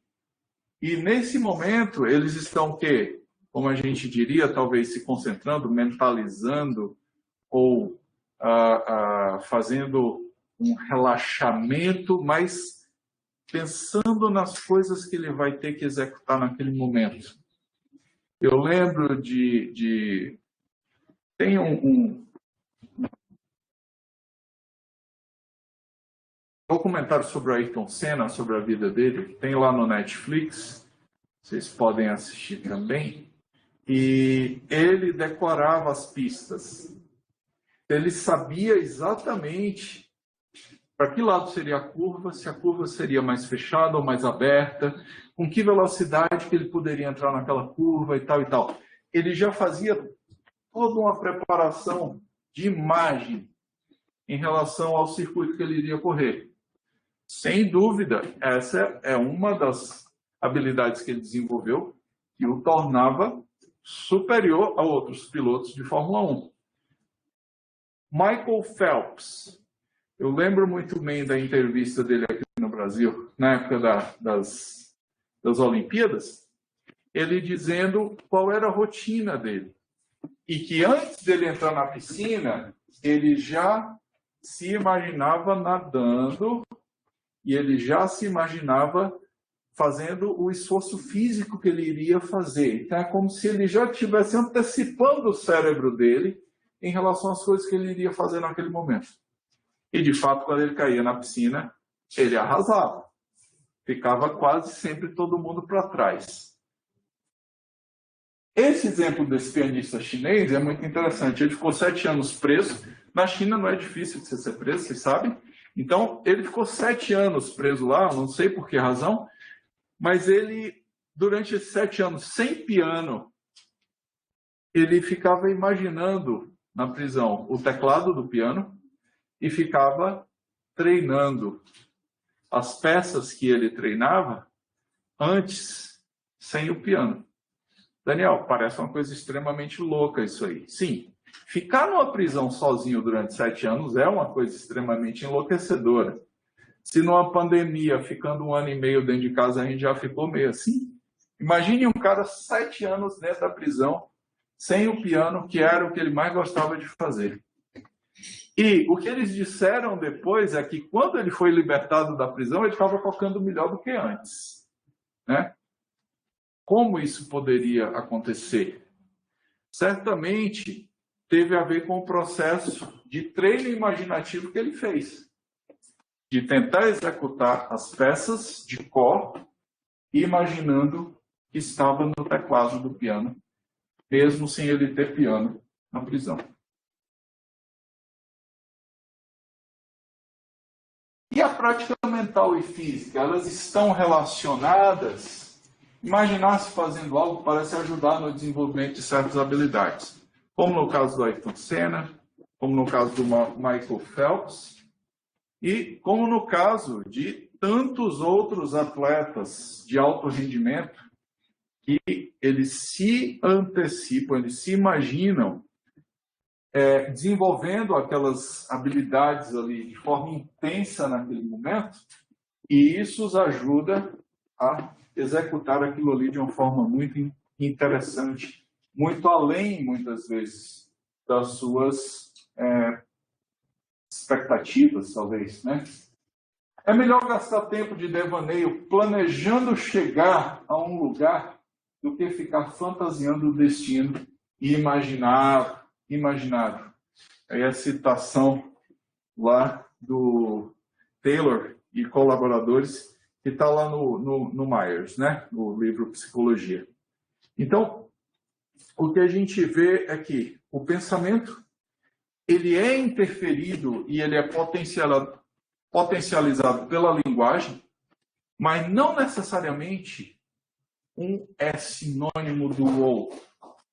Um está conectado ao outro, e eu diria que em quase todas as oportunidades fica difícil de você fazer essa separação. Mas se a gente compreende que linguagem não são imagens, aí a gente vai entender que a gente pode sim ter um pensamento sem linguagem, apesar do que falava Vygotsky, tá? Daniel, oi. E essa tendência que nem você falou, que ficava imaginando o bebê com algum problema genético, essa tendência que a gente tem de ficar imaginando cenas catastróficas? É horrível, né? Eu imagino muitas, todos os dias. E aí o que eu falo para mim mesmo, é nada disso vai acontecer, está tudo bem. São pensamentos intrusivos, não é? Exatamente. É como a gente chama, né? Pensamentos intrusivos ou disruptivos, né? Eles acontecem com todo mundo. Pensa bem, a gente não tem um registro minucioso de todos os pensamentos que ocorrem por dia na cabeça de uma pessoa. Mas dizem aí que a gente tem algo entre 5.000 e 10.000 pensamentos por dia, algo aí nessa média. Tá? Dentro desses 5.000 a 10.000 pensamentos, a gente pensa um monte de coisa importante, a gente pensa um monte de coisa legal e a gente pensa um monte de porcaria. Nonsense. Você pode se imaginar, por exemplo, comendo cocô, mas você nunca vai comer cocô na sua vida. Entendeu? Eu espero que não. Tá? Você pode se imaginar matando alguém, mas você nunca vai matar ninguém na sua vida. Né? Você pode imaginar a morte de alguém muito querido seu. Morte de alguém que você ama muito. E não necessariamente você vai experienciar a dor dessa morte, porque talvez você morra primeiro. A questão o casalzinho aqui está se olhando. Desculpa, pessoal, eu não queria ser tão existencial na aula. Mas a gente tem esses pensamentos e eles ocorrem o tempo todo. O seu cérebro, ele é uma máquina de pensar. Então ele não para de pensar, nem quando você está dormindo. Quando você está dormindo, seu cérebro está fabricando lá as fantasias, está misturando memórias com expectativas agradáveis ou frustradas ou ruins e cria lá o sonho. Não significa que os nossos pensamentos são verdadeiros, não significa que eles refletem de alguma forma desejos inconscientes ou coisa do tipo, assim, né? É muito complexo a gente falar sobre isso, mas, no geral, a gente tem pensamentos. O lance é o que é que você faz com os pensamentos que você tem. Esse é o desafio, muitas vezes, de quem chega no consultório. A pessoa diz, eu penso isso, isso, isso. Tá, penso isso com frequência, sofro e tal e tal. Aí a gente começa a fazer uma TCC com a pessoa para, vamos aqui, ver que pensamentos são esses, vamos tentar explorar esses pensamentos, vamos elaborar pensamentos alternativos, que você poderia dizer para si mesmo na hora que você estiver com esses pensamentos. Do tipo, hoje de manhã, meu filho, que é o amor da minha vida, a minha filha também, mas meu filho, eu gosto demais dele, ele é um cara muito legal. Né? E de manhã, quando eu ouvi assim, ele dizendo, tchau, estou indo para a escola, não sei o quê. Aí vai com Deus, né? Mas aí eu fiquei pensando assim, e se um entregador de bicicleta vier na contramão e atropelá-lo enquanto ele estiver atravessando a rua? E aí o que é que eu disse imediatamente para mim mesmo? Está tudo bem, vai ficar tudo bem. Daniel, cancela e vamos em frente, que você tem que levantar também. Aqui, né? Minha mãe ia falar, olha o entregador. Então, às vezes eu falo para ele, filho, olha para os dois lados. Cuidado com moto na contramão. Esse é o meu maior medo. Moto e principalmente na contramão, né? Ou bicicleta na contramão também. Né? Duas coisas que não se dão muito bem. É motociclista e pedestre e ciclista e pedestre. Né? São sempre uma relação complexa aí.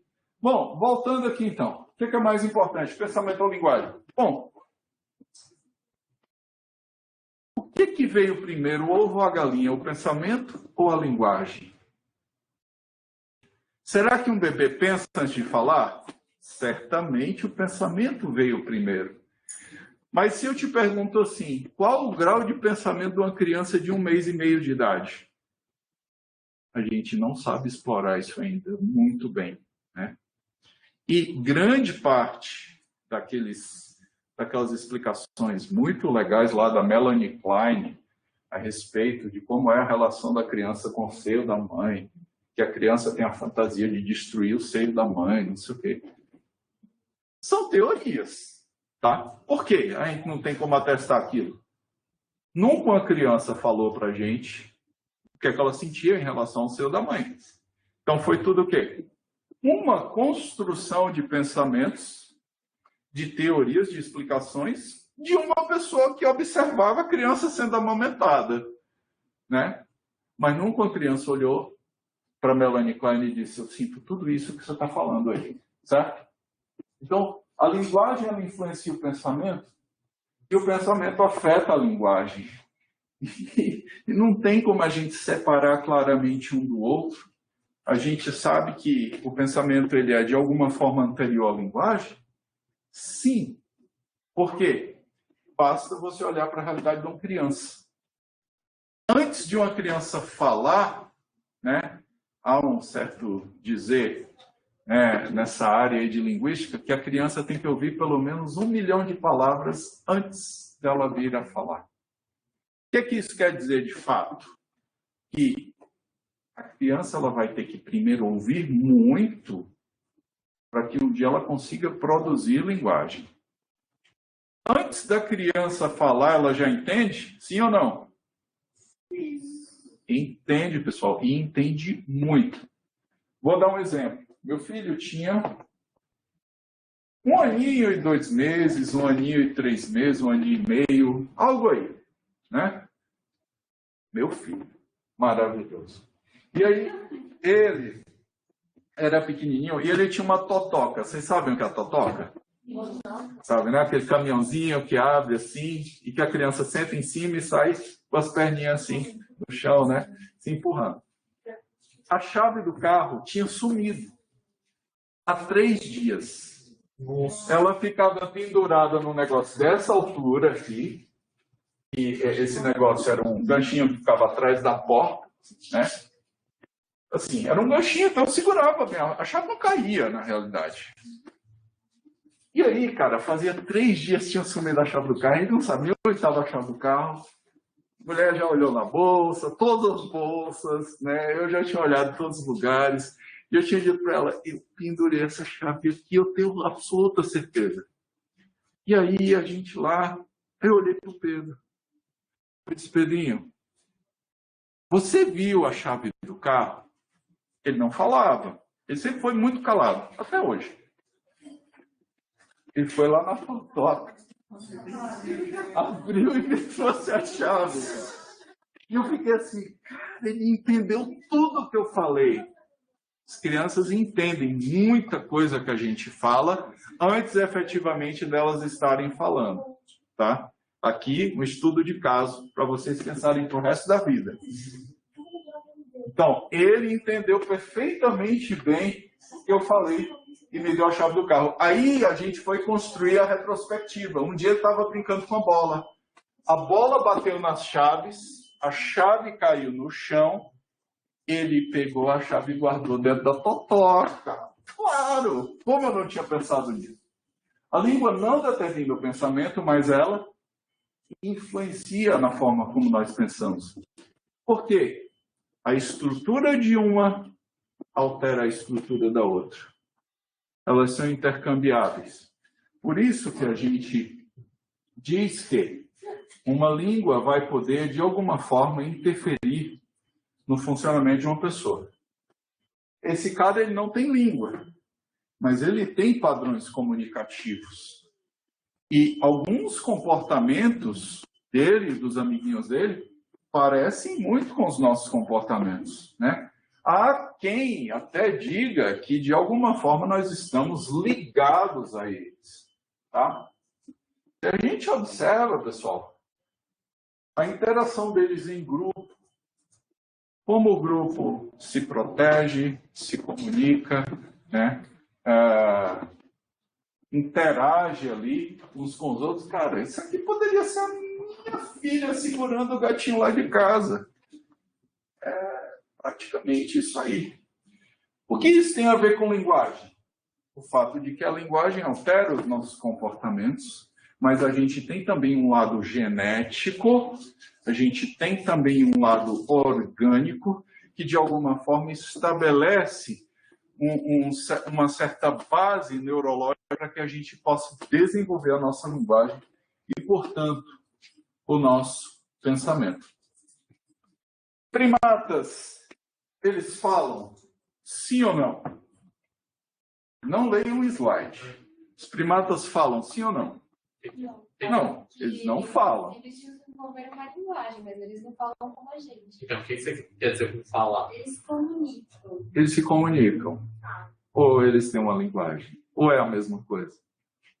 Linguagem entre eles. Não. Falar, a gente sabe que é blá, blá, blá, mas tem linguagem de sinais, que é outro negócio. Legal. Eles podem ter linguagem sem falar. Legal.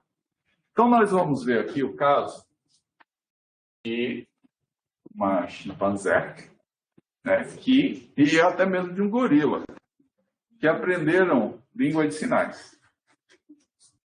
Daniel, mas será que eles realmente tinham padrões comunicativos ou eram só padrões imitativos?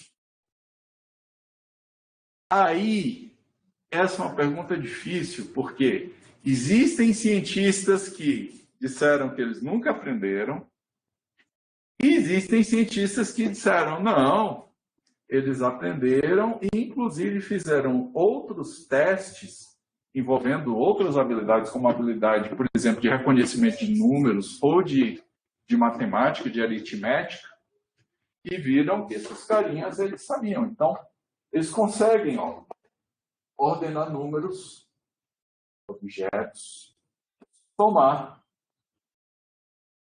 ter insight na resolução de problemas, e vejam que o trabalho do Kohler é lá de 1925. O trabalho do Kohler, ele consistiu inicialmente em o quê? Pôr uma situação problema para o primata. Então, podia ser, por exemplo, pegar uma fruta, só que ele não tinha como alcançar a fruta. Então, ele podia, por exemplo, empilhar duas caixas, subir em cima da caixa e pegar a fruta. E ele verificou que, de uma certa forma, eles resolvem isso aí muito bem. Se ele deixasse uma vara, ele ia pegar a vara e cutucar lá a fruta e derrubar a fruta para comer.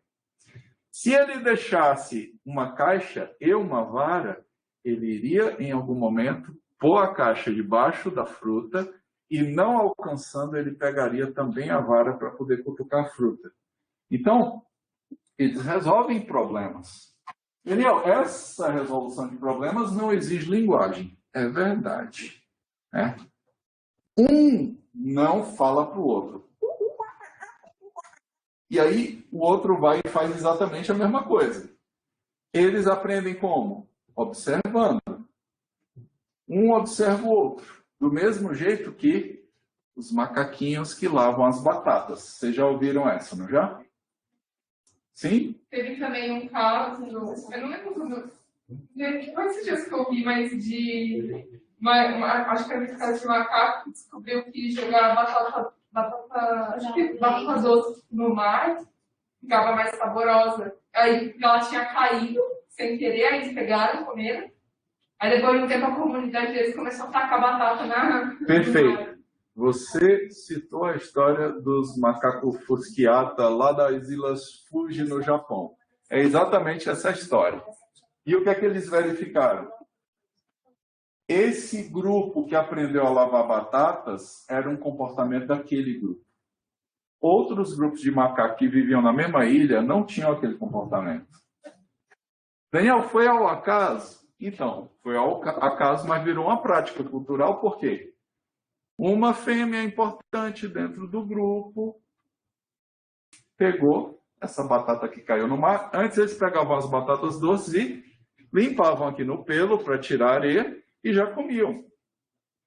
Aí caiu no mar, ela apanhou, ficou gourmet, né? Porque ficou agridoce.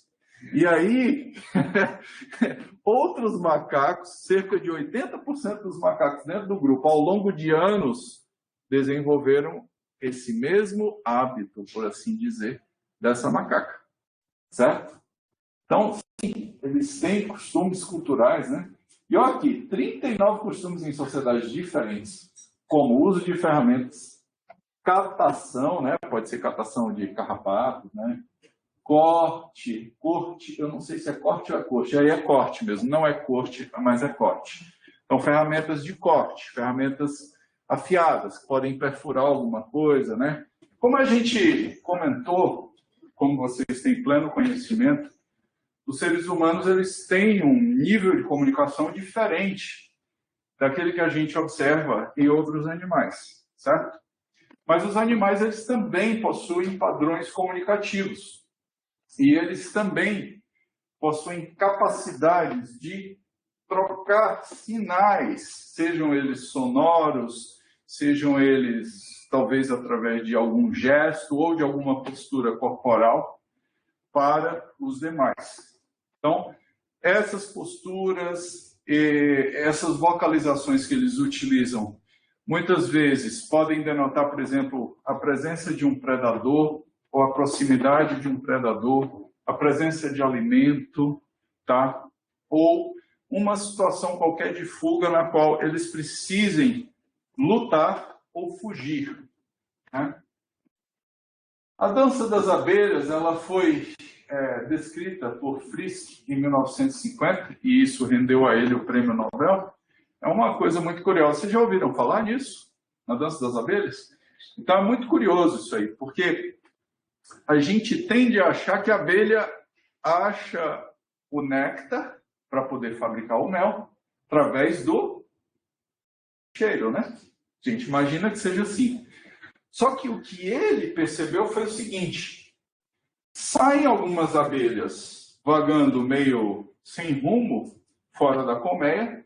Essas abelhas, elas eventualmente encontram lugares onde tem néctar. Aí o que acontece? Quando elas voltam para a colmeia, elas fazem uma dançazinha, elas dançam um break para as outras abelhas. É como se elas vão para frente, vão para trás, é um negócio muito estranhozinho, sabe? Mas o que eles detectaram? Que essa dancinha que ela faz lá é como se ela estivesse explicando para as outras abelhas como achar o néctar. Por que eles descobriram isso aí? O Frisch ele fez o seguinte: ele começou a sequestrar essa abelha que voltava para a colmeia. ele separava essa abelha das outras. O que ele detectou? As abelhas não iam lá no local. Né? Então, muito curioso isso aí. Né? Até hoje os biólogos não sabem explicar muito bem como que acontece essa dança, quais que são exatamente as prerrogativas ou os movimentos que são feitos para indicar norte, sul, alguma coisa do tipo. O fato é que eles alegam que essa dança é o que garante que as abelhas cheguem no lugar do néctar. Muito curioso. Diga-se de passagem. A gente tem também o caso aqui da chimpanzé Washoe, tá, que foi estudada lá por Gardner, e eles também fizeram outros estudos com primatas, né? Se eu não me engano, é deles aquele estudo que eles fizeram uma mãe de pelúcia e uma mãe de metal. Esse aí vocês já viram, né? E a mãe de metal era a que amamentava. Tinha lá uma madeira e a mãe era de metal, era fria, né? Não tinha graça. Aí o que acontecia com os filhotes? Eles mamavam nela, porque precisavam se alimentar, mas eles iam se aconchegar na mãe de pelúcia. Eles não ficavam agarrados com essa mãe de metal. A Washoe, ela aprendeu 132 sinais em 4 anos. Certo? Daniel, bastante coisa. Concordo com você, bastante coisa. E em 32 anos de vida, ela havia aprendido 181 sinais. Então, isso demonstra 2 coisas.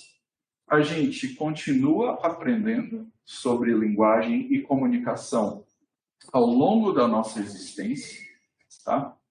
E, da mesma forma, a gente verifica também que um chimpanzé que ele foi convivendo com 3 outros chimpanzés que sabiam linguagem de sinais, ele aprendeu língua de sinais com esse chimpanzé. A gente poderia dizer, em análise do comportamento que vocês vão ter na próxima etapa, que isso aqui seria uma prática cultural desses chimpanzés aqui. Curiosamente, né, a quantidade de sinais que ele aprendeu foi bem menor. Algo em torno de 60 sinais, quando os outros tinham um repertório de 100, de 120 sinais. Tá? Mas mesmo assim, só o fato de ele ter aprendido algum sinal já é uma coisa muito extraordinária. Alguns cientistas olham para isso aqui com olhos muito céticos. E eles dizem o seguinte: na realidade, o que você tem aí é um certo padrão de imitação, mas você não pode dizer com certeza que há uma intencionalidade comunicativa nesses sinais. Né? E realmente a gente fica com uma pulguinha atrás da orelha, a gente fica com uma certa dúvida em relação a isso aí. De toda forma, esses sinais eles ficaram. Se a gente fizer um paralelo disso aqui com a vida real, o que acontece com famílias de estrangeiros que se mudam para outro país? Vocês têm uma noção? Criança perde sotaque. Criança perde sotaque. O que mais? O que acontece com a próxima geração? Vai ser do lugar. Provavelmente vai ser do lugar, né? Às vezes, a próxima geração até entende a língua materna, né? Entende, às vezes fala um pouquinho com os pais, mas normalmente eles não ensinam essa língua para os seus filhos. Então, 2 gerações depois, a língua original se perdeu, né? Talvez nesse caso aqui, porque o estudo não foi muito adiante, tenha se perdido também a língua. A partir do momento que os macacos daquela comunidade ali foram morrendo, e talvez foram sendo repostos por outros macacos, talvez esse chimpanzé aqui, que foi adotado pela Washoe, que sabia todos esses sinais aqui, e que tinha um repertório de mais ou menos uns 60 e poucos sinais, ele não tenha, de fato, levado isso adiante. Diferentemente, se ele fosse humano, mas, por outro lado, no exemplo lá dos estrangeiros, parece um pouco, né? Ao passar das gerações, aqueles costumes mais antigos, eles vão se perdendo, eles vão perdendo a força ao longo do processo. Alguns dados interessantes, né? Os babuínos, eles reconhecem a voz aí de mais ou menos 80 membros lá da sua comunidade. É como se, através da vocalização, eles fossem capazes realmente de identificar que indivíduo que é aquele ali. Muito legal isso aí. Muito parecido com o que nós temos também. A gente é capaz de reconhecer a voz de muitas pessoas. Às vezes a gente confunde, porque existem vozes que são parecidas. E também, se está falando ao telefone, muda um pouco, né? O tom da voz fica um pouco diferente. As ovelhas, elas também lembram de faces individualizadas. Para nós, elas são todas iguais, né? Do mesmo jeito que, se você chega na África e você olha assim, um monte de gente, você vai pensar, nossa, que povo muito parecido. Ou se você chega no Japão, você vai achar que todo mundo é muito parecido. Mas, na realidade, quando a gente começa a conviver com essas pessoas, você vai percebendo que a gente tem, talvez, menos ou menores condições de distinguir uma da outra, mas a gente é capaz de distinguir, inclusive pela face. Uma coisa que acontece curiosamente também, quando a gente observa gêmeos idênticos, pela primeira vez, pelo menos, né? Pela primeira vez, a gente às vezes fica meio atrapalhado. Quem é quem? Depois de um tempo, você vai vendo que tem um sinalzinho aqui, que tem um que é mais sorridente, outro é mais calado, e ali você vai usando de outras dicas sociais para poder identificar. E a comunicação, ela está ligada a essas questões de reconhecimento, né? E de face. A gente vai ver nas emoções que muito do que a gente consegue transmitir e detectar nas emoções vem através da comunicação facial. Alguns macacos, eles são capazes de formar conceitos, segundo o Friedman. E alguns macacos, eles demonstram visão de futuro. Como? Eles vão investir em mercado de ações, em futuros e derivativos? Não. Eles vão fazer o quê? Eles guardam ferramentas que eles usaram naquele dia para, de repente, cutucar um formigueiro. Eles pegam a varetinha, cutucam o formigueiro, comem as formigas da varetinha e eles podem esconder aquela varetinha num local por perto, de forma que no outro dia eles retornem lá e usem novamente aquela varetinha. Então, tem memória e tem um padrão interessante aí, né? Que é o de guardar ferramentas para que elas possam ser usadas mais adiante. Chimpanzés e alguns macacos conseguem perceber coisas que estão tapadas aqui. Deixa eu destapar aqui. Eles conseguem perceber intenções. Curiosamente, nesse estudo aqui do Wood e colaboradores, ele verificou que filhotes, em algumas situações, eles, tipo assim, brigavam entre si, e um deles corria para a mãe como se fosse assim, enredar para a mãe. Mãe, ele me bateu, entendeu? Então, digamos assim, o filhote ia lá, pegava a comida do irmão, saía correndo e comia. Aí o outro ia querer bater nele. Aí ele corria para junto da mãe, e aí na hora que o outro batia nesse aqui, ele apanhava, né? E sendo que o que estava errado era o outro. Mas o que ele pôde verificar nesse estudo é que os primatas, eles também são capazes de dissimular situações, tá? Eles passam por situações que na realidade são criadas, são inventadas, né? Parecido com a gente, né, pessoal? Num certo sentido. Então, apesar dos animais não falarem, eles têm padrões comunicativos bastante avançados dentro da realidade de cada espécie, obviamente. Então, o que a gente pode concluir em relação à linguagem e ao pensamento? Bom, primeiramente, pensamento e linguagem estão unidos. Dificilmente você vai conseguir separá-los, porque um potencializa o outro. Um faz com que o outro se desenvolva mais. Se eu desenvolvo mais minha linguagem, se eu leio mais livros, eu vou conseguir pensar ao mesmo tempo, mais especificamente e mais amplamente também, devido ao meu conhecimento geral. Eu entro em contato com os comportamentos de outras pessoas e com as sistematizações de outras pessoas. Isso enriquece a minha forma de pensar.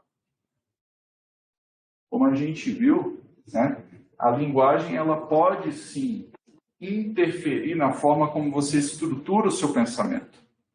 Cada uma das culturas, elas estão envolvidas por uma linguagem ou vice-versa, e dessa forma elas acabam, essas linguagens, interferindo nessas culturas e, da mesma forma, interferindo na forma de pensar de um povo. A linguagem ela potencializa a ação do homem sobre o meio, organizando o seu trabalho e a sua cultura também.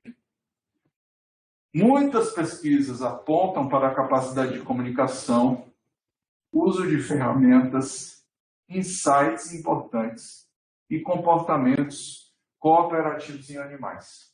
Daniel, animais têm insights? Sim, porque eles resolvem problemas. A resolução de problemas, ainda que ela possa ocorrer por tentativa e erro, né, ensaio e erro, a gente entende que em algum dado instante, aquele animal ele resolve um problema. No momento que ele resolve um problema, ele vai justamente ter um insight aqui, né? Um dos trabalhos mais antigos com macacos, não é o do Kohler, lá de 1925, mas é um ali da década de 40.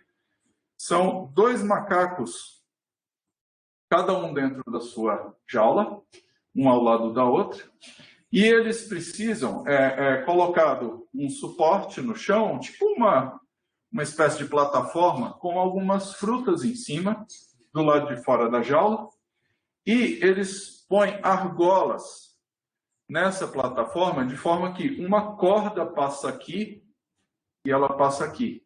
E eles entregam uma corda para cada chimpanzé. E eles precisam puxar conjuntamente, porque se um puxar e o outro soltar, a corda passa por dentro das argolas e eles não têm acesso às frutas da plataforma. Leva algum tempo, mas depois de um certo tempo, eles percebem que eles precisam puxar juntos, que eles precisam trabalhar em grupo para que eles consigam pegar as frutas que estão ali em cima. Então, eles também são capazes de desenvolver equipe, né? Trabalho em grupo. Claro que a gente consegue ir um nível além. Por quê? Por causa da linguagem. A linguagem nos possibilita isso. Talvez tenhamos que admitir, né, que essas capacidades elas não são tão exclusivas do homem como já se pensou um dia. Muitas dessas pesquisas elas abriram caminho para que hoje a gente tentasse se interessar mais pelos animais e entender melhor as suas capacidades, né? Hoje a gente tem, por exemplo, algumas pesquisas que eles estão estudando cada vez mais emoções em animais. Porque antes a gente sempre falava o quê? Não, os animais não têm emoções. Os animais eles são só respondentes, né?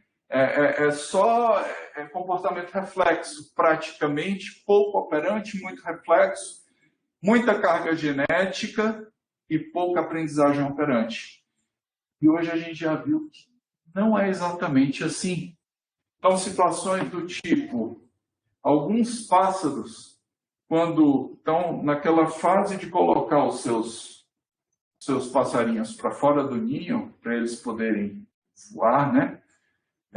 Alguém aqui já deve ter assistido aquele desenho Rio, né?